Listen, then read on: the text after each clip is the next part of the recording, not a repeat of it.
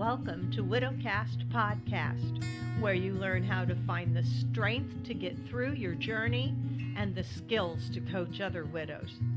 This is not your average grief group. This is your journey group.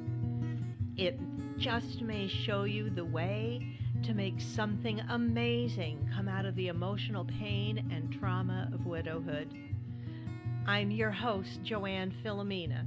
I'm the best-selling author of Widowed and Widow Coach, and I'm a professional certified life coach.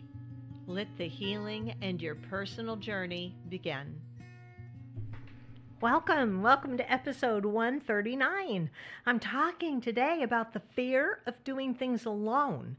This was another one of the big subjects that came up when I started asking everybody what is the one thing they needed to deal with right now. And that came up a lot.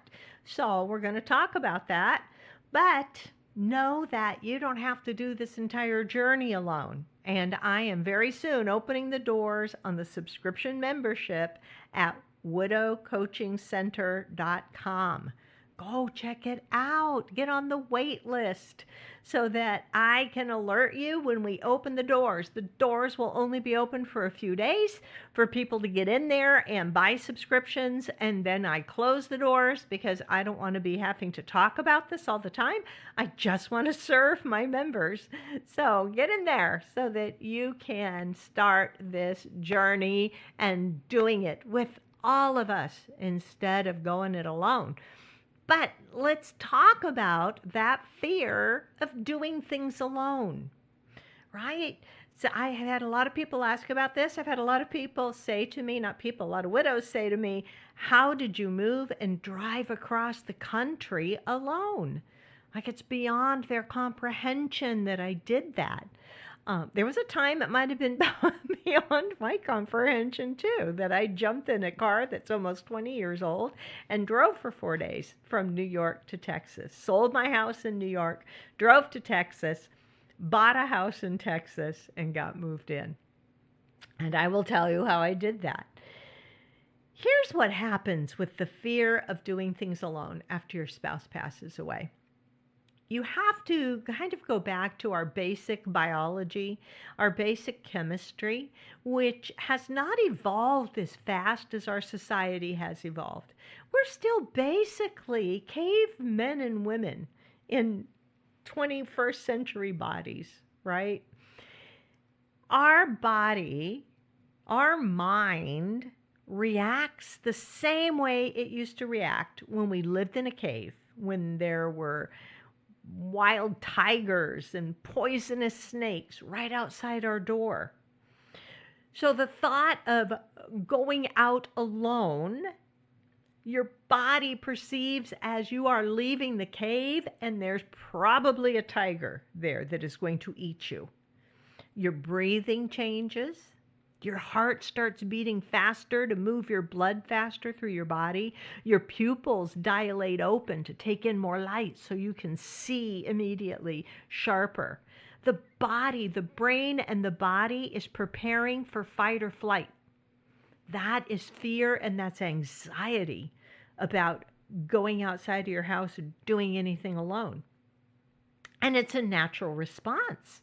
An overwhelming number of people in our society don't like to go do things alone because it feels fearful, because they get anxious about it. Your mind perceives the tiger is out there, even when there's no tiger in your neighborhood, right? Your brain doesn't know that. It's still looking for the tiger that's going to eat you. There's no tiger.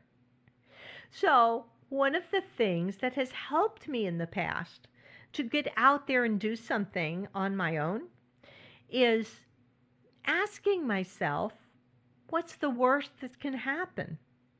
If I try this thing, what is the worst thing that's going to happen? And what would be the best that could happen? When you can kind of play out those outcomes in your mind, first of all, so oftentimes when I ask myself, I'm going to take a risk or I'm going to do something alone, what's the worst that could happen? And I discover the worst that could happen is I end up exactly in the same place where I am right now, that nothing happens. And the best that could happen is something amazing. So then I'm like, well, let's take a step out the door for sure. You want to start small. I mean, if you really are feeling fearful about doing things alone now that your spouse is gone, you're going to start small. You're going to go take a walk. Then maybe you're going to go for coffee alone. It's really amazing. I got to the point that I love Starbucks because lots of people go into Starbucks alone. And I could go in there with my iPad or drag my laptop with me because they all have great internet. I could get a fancy schmancy coffee. If it was lunchtime, I could get one of those little egg bites, or you can get great little sandwiches in there with your coffee and go sit at a table and open your laptop or open up your iPad and have coffee. Be sure that you sit near a window so that you can like gaze outside. But there is absolutely, I promise you, no stigma in going into a Starbucks in the middle of the afternoon by yourself, because everybody else is in there by themselves, or a lot of people are. There's a lot of people, they work on the road, they stop at Starbucks so they have a chance to sit down and update some things on their laptop and have a coffee before they're back on the road.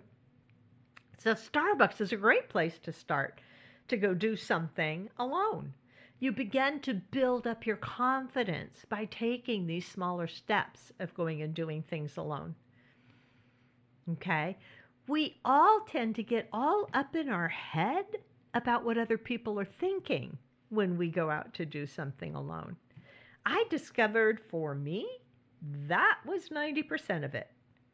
I was all up in my own mind thinking they're looking at me, they're noticing I'm all by myself, they're judging me because I'm all by myself, right? I go into a restaurant to sit down and have dinner all by myself, and I'm thinking all the other people in there are thinking I don't have any friends, right? This is what goes on in my head. It's what used to go on in my head. They all think I have no friends, that I have to be here alone in this restaurant. Or they think nobody loves me. They don't know I had a husband who adored me because he's not here with me. How embarrassing is this? Oh my gosh, how ridiculous is this? The stuff that goes on in our head when we get all caught up in the drama and all our own thinking. And the truth is, nobody else in the restaurant cares. Nobody is noticing.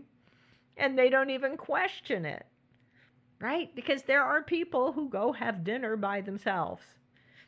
I became more comfortable doing it because I had to travel for my work. And I would be flying to different cities around the country. I would be on my own for a few days, and I would need to go out and get some dinner.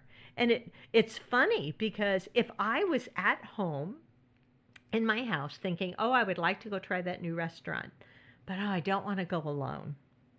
But if I was on the road, I would be like, where can I get the best enchiladas? And I would go into that restaurant with no qualms whatsoever because it's like it's a road trip. Of course I'm alone. And then there was no stigma attached. And when I started to compare the two situations in my mind, I realized, oh my gosh, all this stuff about going to a restaurant alone is in my head. Nobody cares. They don't know if I'm there from out of town. They don't know why I'm walking in there alone. They're not thinking I don't have friends. They personally actually don't care because they're there to have their dinner, right? So, no, they're not judging you. No, they're not thinking, oh, nobody loves her. Oh, this poor thing, she's here eating by herself. Nobody's thinking that. You're the one thinking that. Get out of your own head. Right? Your mind does not need to perceive the tiger. Now, the first few times you go out to do certain things, you're going to feel the fear. You're going to feel the anxiety. And it's okay. It's not like something is wrong. It's not like something is broken. Oh, I'm anxious going by myself. A lot of people are anxious going places by themselves. They're not even widows. Nothing is broken. It's okay to feel anxious. You can allow that anxious, and you go out and you do it anyway. You can allow yourself to feel a little uncomfortable and a little scared. It's because you think it's wrong, because you think, oh, I shouldn't be scared and anxious about this. That's what holds you back. That's what holds you back. When I drove across the country, yeah, I had concerns. I was like, hey, a woman alone with her Mac computer thrown in the back of her car that somebody could break in and steal? You know, and I had planned my road trip and planned my hotels. I knew what hotel I was staying at each night. I made the reservations across country. I knew I was going to drive like 8-9 hours from one hotel to the next. And I still had a lot of apprehension and fear about being out there on the road, but it was like, but I'm doing it. I'm just going to do this. I'm going to be as safe as I can while I do it. And I was. I made sure that I would get up early and hit the road as early as possible so that I could hit my hotel about 3 in the afternoon to check in. That's when most hotels have check-in. There was still plenty of daylight for me to go get some dinner and then get myself locked into my hotel room where I was safe, locked in my hotel until the next morning when I would get up and hit the road again. I played it safe. I was not foolish about it. Yeah, there was some anxiety traveling across country. I can't even tell you all the anxiety and mind drama around selling my house and buying a house in a different state and trying to make all that work.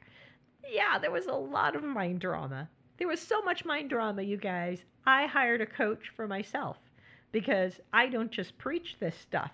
I live this stuff. I walk the talk. If I'm in a situation where I know some coaching is going to help because somebody else can get a different perspective on my mind, I go hire a coach. I would not tell you all to go hire coaches if I were not a firm believer in life coaching. Coaching changes your life. Coaching can get you through critical moments. Coaching can give you a whole different perspective on what you're dealing with. So yes, hire one of my certified widow coaches. I hire coaches. They hire coaches. They coach each other. It's the best way to get to know your own mind. So doing things alone, as I said, start small, work up to it.